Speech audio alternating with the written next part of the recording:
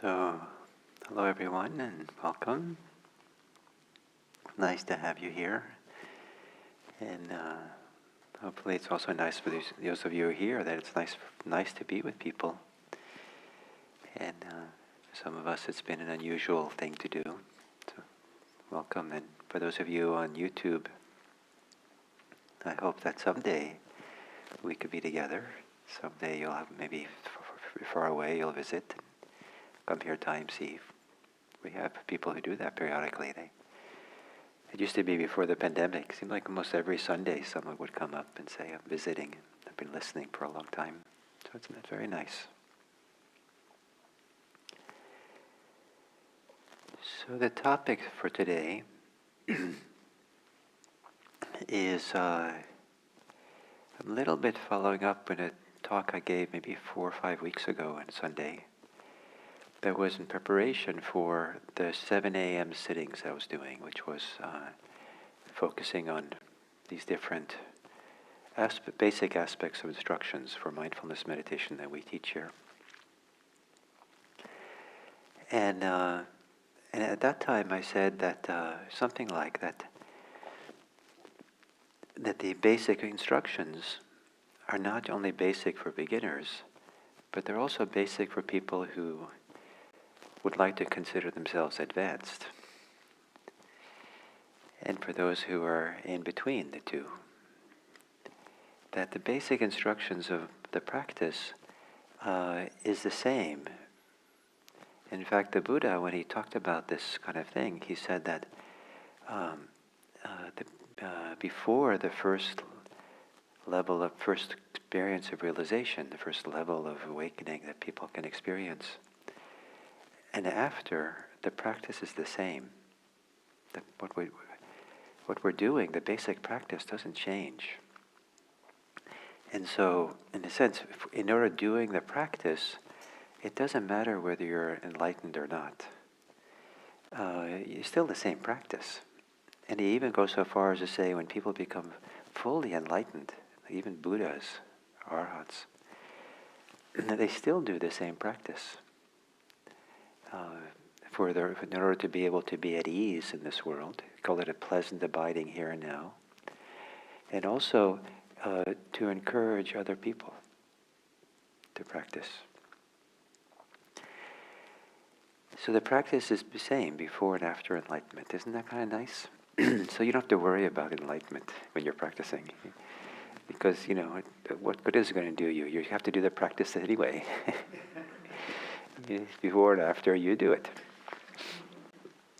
And but it does some good, the practice. And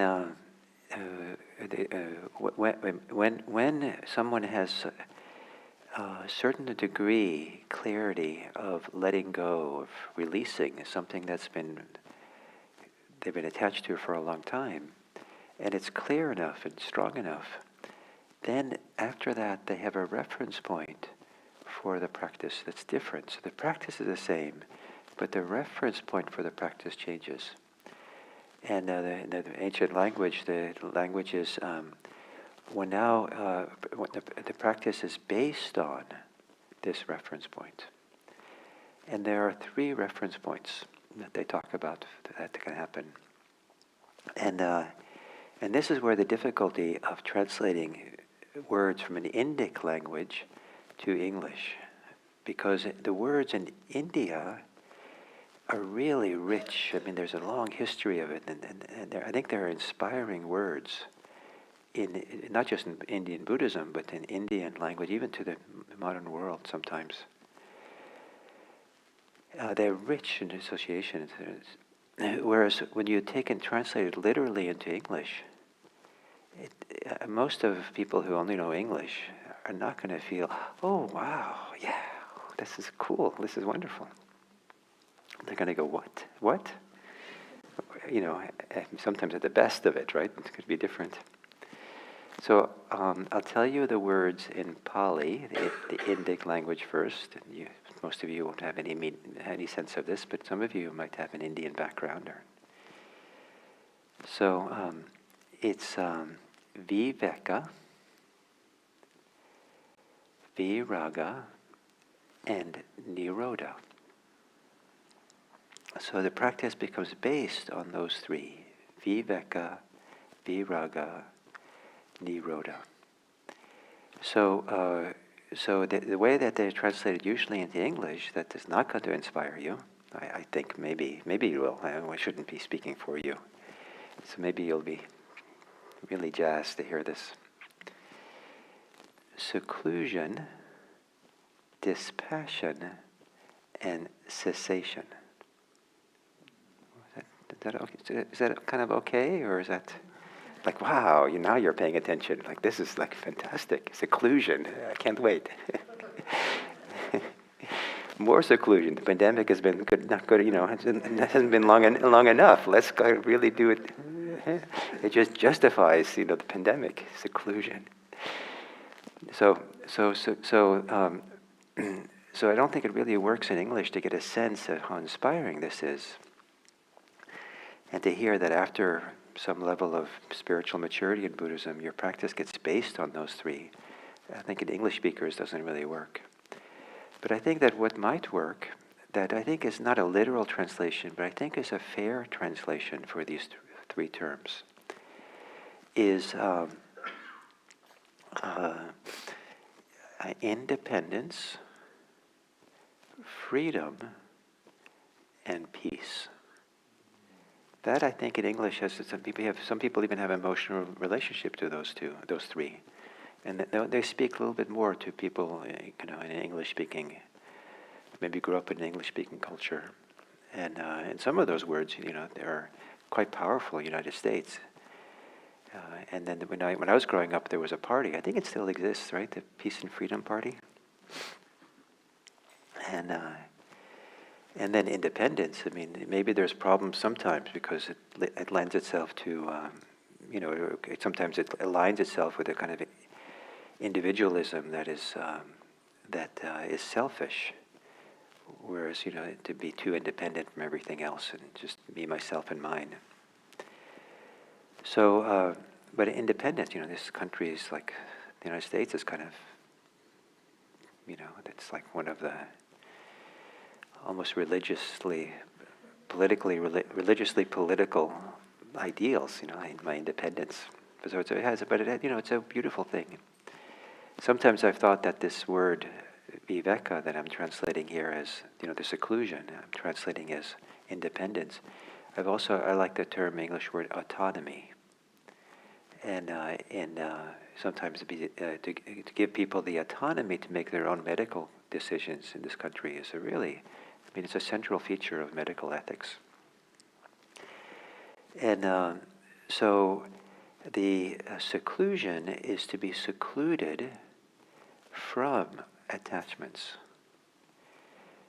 from being enmeshed in the world of things and people and experiences and feelings that we might have, the thoughts and ideals and judgments we have. And so we're secluded from that entanglement. But another way of saying it is we become independent from it. Or something inside of us is independent from it. Something inside of us has become autonomous from us. There's an autonomy.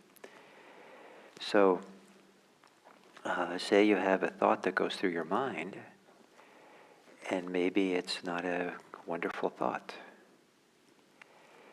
And then you judge yourself. Oh, I'm a bad person. I shouldn't have done that. I hope there's no one mind reading here at IMC, because that's rather embarrassing that I had that thought. That reaction is an entanglement. We're caught in its web. We're involved in it and reacting to it and having preferences around it. To be autonomous or to be independent from our thinking is to see that thought arise and just see it arise and wave as it goes by, or not wave. Just let it, just have no reaction to it. Because there's some place inside, the place of knowing, of recognition, of awareness, that clearly is aware that this is happening. But it doesn't pick it up, doesn't react to it, it's not for or against it, doesn't use it to define oneself. Oh, there was this terrible thought that I am a lousy person because I had that thought. As opposed to the simplicity of, look, that was a lousy thought. Wow. Okay. Lousy thoughts come, lousy thoughts go.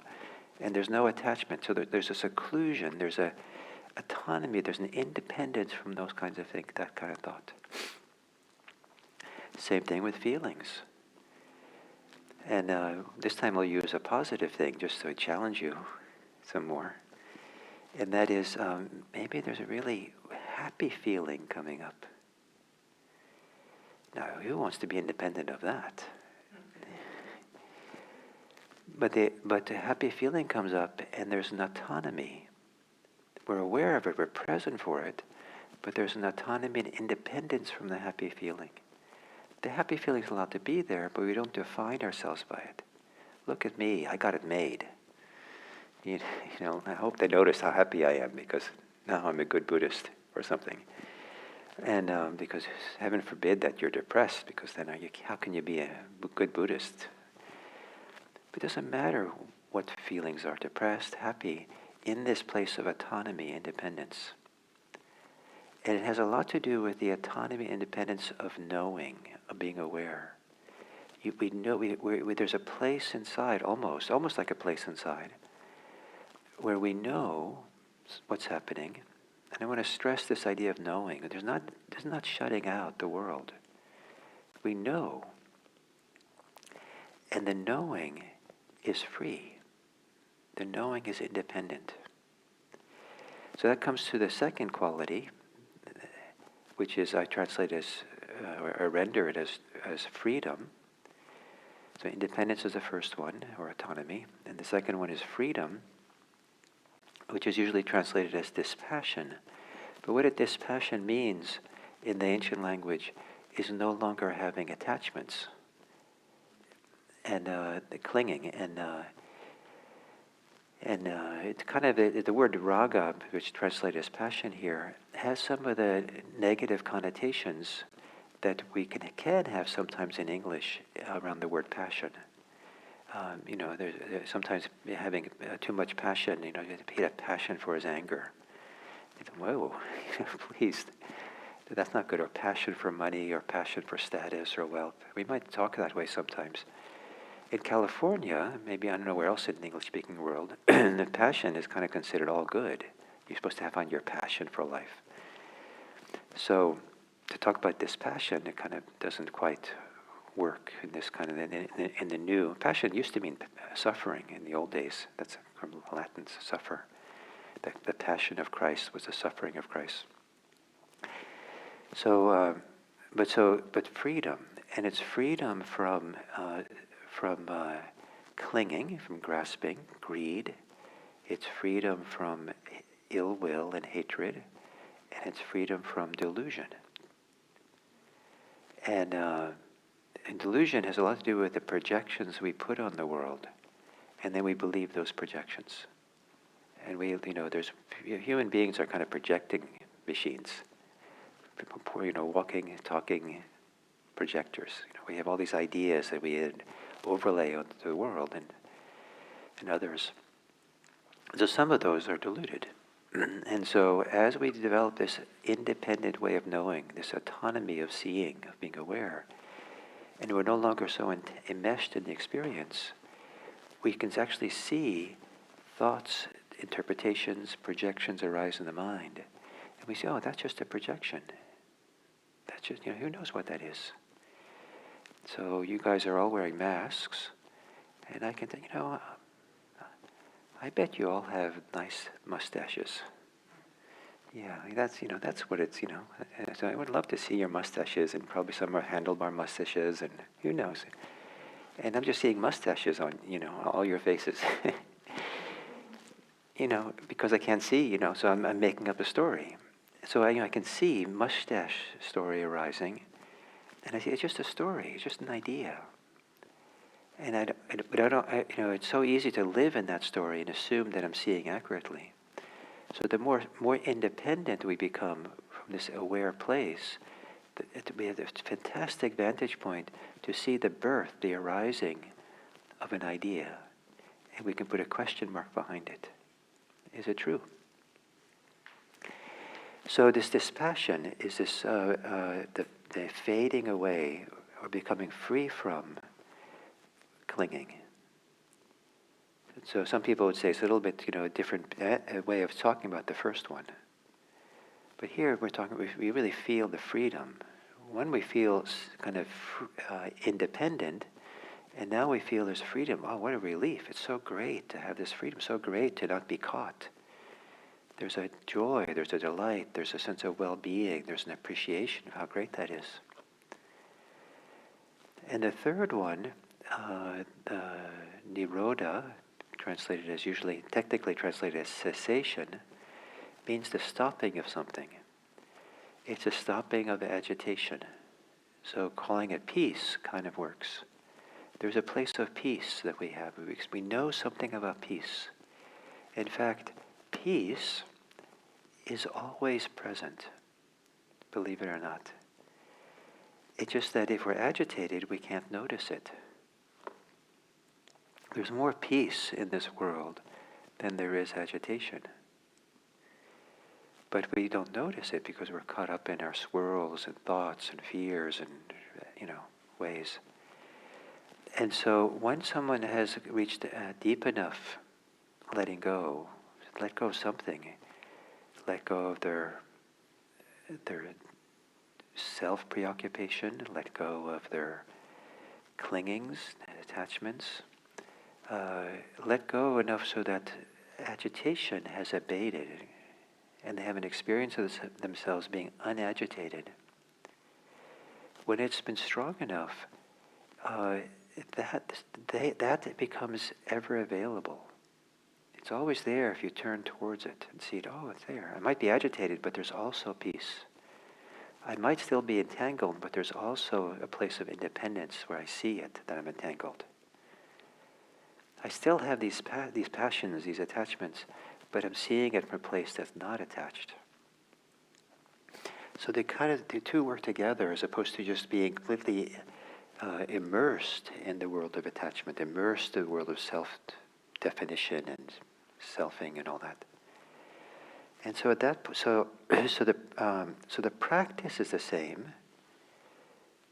The mindfulness practice is very simple. It's just to be present clearly for what's happening in the moment. And I like to think that this mindfulness practice has a light touch to it. It's a light practice. It has no weight. But I certainly add weight to it. I bear down. I'm trying hard. I'm trying desperately to make it work. I'm trying to sometimes I have to have the bazooka approach to mindfulness. I don't like what's happening, and I'm going to just blast it out of existence. I used to do that with knee pain. It's knee pain. If I just get really concentrated, I can just kind of go beyond it. I blast it away or something. I get bear down. This mind is so agitated. This is terrible. I shouldn't be this way. And okay, I'm going to really kind of be mindful of my agitated mind, and I'm just going to make it go away or blast it away. So that's when there's a lot of weight, a lot of intensity and tension. But the mindfulness has this very light touch that has no weight. It clearly sees, clearly knows, but it's not reacting, but doing. So learning that, and I like to think that mindfulness practice is very simple. We always try to keep things simple. So being aware, thinking, I'm thinking, just thinking. And then we do it again, thinking. Really see it. And then we might see that we're tense around our thoughts. We see tense. We see we have preferences around thinking. Preference. See that we're recoiling from our thoughts. Oh, this is recoiling. And then we say, then we notice, I'm breathing. In addition to all these thoughts I'm having. Oh, it's just breathing. And then there might be a choice. I think that rather than thinking about these things, what if I just stay with my breath? And just stay, and you can stay 2 or 3 breaths. That was nice. And then my mind wanders off. At some point you notice that the mind wanders off, and then it's just a wandering off mind. And then there's breathing again. Breathing in and breathing out, breathing in and breathing out. And then now I can stay longer with the breath. And then it occurs to me, if I kind of relax in my torso and my belly, I think I can stay with the breath longer. And so we stay longer and longer. And so slowly things kind of come together. And at some point, this process of simplification comes to a place where something releases, something lets go enough, something quiets enough or stills enough that we discover this place, or that place is not really the right language. We discover something that feels independent, free, and peaceful. And wow. Now one option then is to cling to that. I want that, more of that. I'll hold on to this. So then the simple practice of mindfulness, you notice wanting, tension, headache arising because of peace and freedom.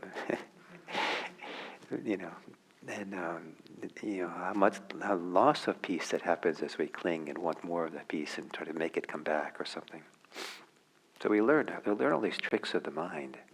We learn what the mind does to all this that makes it more complicated than it needs to be. But if we come together and we practice, and so someone who has some level of maturity in Buddhism, the practice is the same as someone who's a beginner, but they have this reference point that they can kind of feel or sense or know or remember that there's this potential, this capacity to know. Well, in the knowing, there's this independence, this freedom, and this peace. And so the practice of mindfulness is the same. It's just the reference point for it, the support for it, the context for doing it shifts. So that's the big change. And so sometimes it's said that, and when we do mindfulness practice, there's a little slogan that says, it's not seeing something new, but seeing in a new way. So it's not necessarily that we live in a world and see the world differently, but we see with these eyes, or with perception, that doesn't cling. We see with these eyes that it feels independent, it's not enmeshed with or tangled with, so it's independent. We perceive with a capacity that there's this freedom in the being with something, not caught in it. And there's peace rather than agitation as we see. The eyes that see are calm, as opposed to darting around and, being afraid or something or wanting. And so that's the big shift. And then you have some hint of that. It feels traces of that, and then this is to be appreciated and valued. Some people don't hear that message, and so they just think it's always the same practice, and so they will keep focusing on what's happening in the moment, not understanding that how they focus, how they're aware, is actually more important than what they're aware of. You have to be aware of something in this world of ours, usually, as we go about our life, but how we're aware of it, how we are be independent, free, and peaceful. And if it can't be, which it often isn't, can how you know that be independent, free, and peaceful?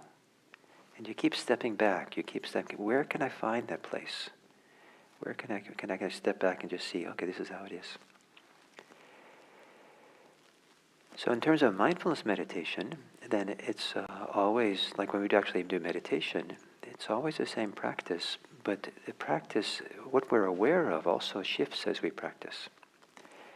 There's a simplification process that goes on.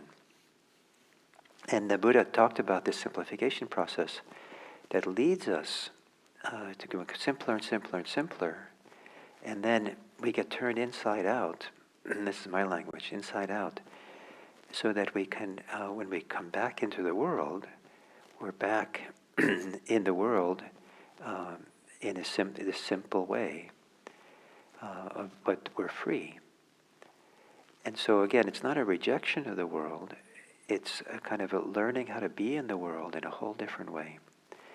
So there's one discourse that's called the Lesser Discourse on Emptiness, which I think it should be translated the Lesser Discourse on Emptying, because there is a process of simplifying that goes on. So I wanted to give you try to do a little example of this. So this morning, before I came down to IMC, my mind was thinking about being here at IMC this morning. We had this COVID protocol, and I'm going off to teach retreat today, and so I had to get some things from here. I wanted to be here early enough to make sure that everything was in place. There was some of my responsibilities here had to be fulfilled, take care of things before I left. And then there was this talk I was supposed to give, and who's going to come, and do I have the right mask, and and I was comfortable and peaceful enough about it, but my mind was in this complicated world, thinking ahead, planning ahead, what do I have to do with a list of things, and that was the complicated world I was living in, kind of a little bit coming down here. Once I came here, I didn't have to be thinking about what am I going to do when I get to IMC. I was at IMC. And so now I just went around and started taking care of the things I had to do. And I still was thinking ahead a little bit, what's next, and do I have time to do everything? And so, but I was, then it was it was simpler. I was just doing them. I was here, and it was just, it was just a simpler world than the complicated projections of that. And so I was taking care of things. It was nice. And then at some point I could meditate with all of you. And then, okay. A lot of things were taken care of, and yeah, there are things to do afterwards as well, but now I don't have to think about that anymore. And now I could feel that the momentum of having all those thinking was still going on, but that momentum just feels like energy, a little agitation, a little tightness someplace in my chest. It's okay. I'll just breathe with it and be with it and feel it. And then I could feel there started to be a shift, and my thinking got quieter. And I stopped thinking about IMC and the tasks I had to do, and in fact, even with the eyes closed, the fact that I was even sitting in IMC in this building kind of receded. Occasionally had thoughts about when do I have to ring the bell? Should I look at the clock? I finally did, and I was late. And so, so there's a little bit of things came through, but things got simpler and simpler, and then after a while, I could feel a shift inside, and I kind of dropped into my body, and it was more with my body and the simplicity of just breathing, and there was very little thought going on, just breathing and simple. And that process, if it continued, could get more and more simple, and after a while, maybe the breathing would have kind of gotten quieter and calmer, that I couldn't even feel the breathing, and it was just more feeling sensations in my body. After a while, sometimes when I meditate, the sense of the boundaries of the body, the sense of it being in a body as a bounded thing disappears, and the body just feels porous to the environment, or, boundaryless almost. There was times when my body's disappeared in meditation, and I kind of felt so much like I was invisible. And when the first times it happened, I would open my eyes to make sure I was still here. Yep, they hadn't gone anywhere. But the simplification that goes on. And then it's not valuable just to have it that simple, except that it's kind of relaxed and calm. What's valuable is what it teaches us about non-clinging. It teaches, because if I was, when it's more complicated, it tends to be more clinging, more attachment and stuff. But you kind of, all those get shed and get quieter. And it takes a lot to trust, have this deep trust that it's okay to let go of the things we're attached to. Let go in terms of in meditation, let go of thinking about it, being concerned about it. it takes a lot of love and care not to criticize yourself if you can't let go. And your mind is just swirling and whirling by itself. And probably that's a time when you probably need a lot of compassion and care and love and kindness and generosity and to trust it's okay. And that trusting it's okay to be agitated is a great help for getting calm. So this trusting and finding ourselves. And so as we trust and relax and just trust the present moment, just it's enough just to be alive in the present moment, breathing and being, at some point you get a sense of independence. We get a sense of freedom. We get a sense of peace. And if that experience is impactful enough, strong enough, some remnant of it, some traces of it, some memory of it remains there. And then the Buddha said, this discourse, lesser discourse on emptiness, you go through this whole process of emptying, simplifying, becoming less. And then he takes us back into the world. And it's as if, it seems like he's going to more and more reified, sublime kind of meditation states. But then he says, basically says, and the most ultimate, the most ultimate thing is to be back in the world with hearing, seeing, tasting, touching, being aware of your thoughts, what goes on in the mind. Just being in the world without any clinging. And then you're just aware, then you practice as the same. Aware of your thoughts, what you see, what you hear, what you feel, what you sense, what you taste, what you're thinking, what you're feeling. All these things are still there. But then there's a different reference point. So it's possible that some of you already have a reference point for that. Maybe something happened for you, a time in your life that was independent, outside of meditation. Maybe you were in some setting, some situation where you had some profound experience of being at peace, being at home, being at ease. Some people have it in a natural setting, in a park or by the ocean or in the mountains or something. Some people have it with other people. Sometimes in lovemaking, some people will have that with an experience. Some people it's listening to music, in some kind of nice way, maybe at home alone, or some people it's through playing music or dance or exercise or having a good nap and waking up in a peaceful setting. So, there's so many different ways, but maybe if you've had you've had some experience.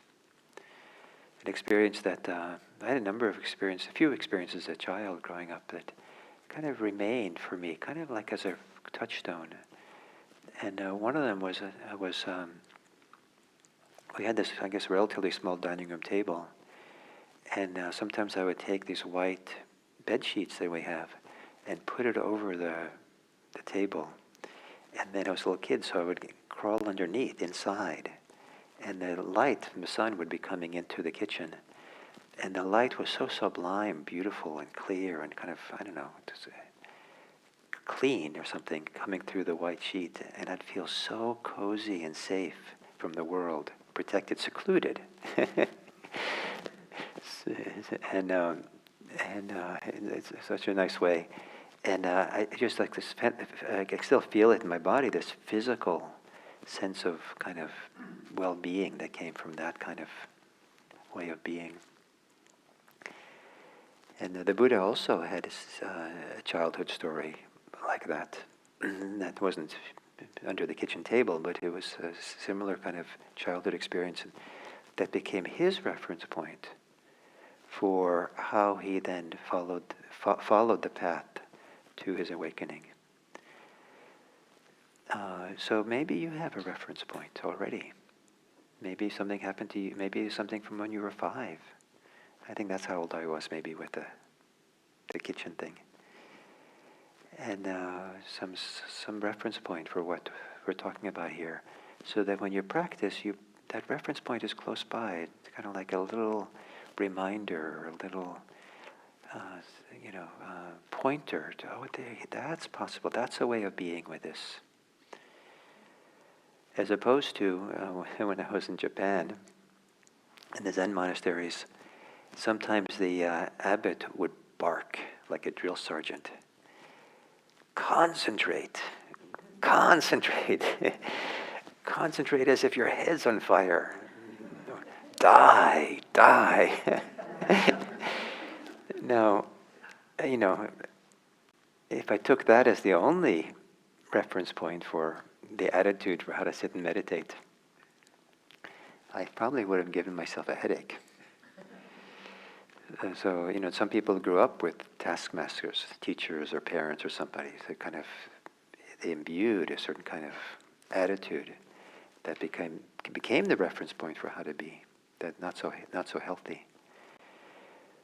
So, I think what Buddhism is suggesting is that there is a way, a healthy way, to have reference points of experiences we've had in life that are really healthy and wholesome and good, and not try to desperately have it again, engineer it again, but to kind of intuit it, or kind of remember the quality of the mind, the attention, the heart, so that when you start doing mindfulness practice, that's kind of the tone, that's the feeling, that's the way that this light touch in which we use mindfulness. That the mindfulness, the attention is somehow, oriented a little bit to be that way, or it's like a North Star, or it's like a reminder. You don't have to be so tense. You don't have to be trying so hard. You don't have to be so... you don't have to confuse mindfulness with judgments, with preferences. It's okay to be simple. It's okay to be really simple. And I think it's good, and then I'll end by saying that it's a beautiful thing to be independent, free, and peaceful, because then there's generosity in our way of being with the world, a particular generosity, and that is the generosity of granting everything else its freedom. So that we're with someone, we're not meeting them with them, being entangled with them, or them needing them to be a certain way, or wanting them to be a certain way, or imposing upon them our agitation or our agendas. We can being able to be with someone fully and kindly and presently with a degree of independence, so they can be independent, with freedom, our inner freedom, so that we're not complicating their life and taking their freedom away, so that we are peaceful, so that there's a possibility for them to be peaceful. Our agitation is not necessarily agitating them. And that's true with people, it's true with things and animals and beings and everything. We grant everything its freedom. Isn't that nice? In the end, maybe you don't get liberated. Maybe you've liberated everything from you. And that's your gift. So thank you all very much for today. And then we will... so next week, Max Erdstein is coming to speak. And very happy to have him come and be here. And I'll be back the following week. And then the week after that, Matthew Brensilver will come and give the talk here in person. So I don't know if any of you will sign up, but to come for that. And then I want to say that depending on what direction this COVID infections go. If it goes in a good direction, then we'll probably we'll change a little bit the registration, what we do here. Maybe have a few more people come on Sundays, or so we might change some of the things. We might change the Sunday schedule a little bit so that the first sitting starts at 8:30 rather than at 8. So some people might want to come then because it's a little bit later. And so you have to be sure you read. You all get the announcement, I guess, to sign up. And so you have to be sure you read. That's where we'll explain how it changes. At the beginning of each month, we'll probably change what we're doing. And those of you on YouTube, if you live locally, in order to get that email with instructions about how to come here in person, you have to register your COVID card to show us that you're vaccinated. And you'll find that information on the What's New on IMC website. So thank you very much, everyone.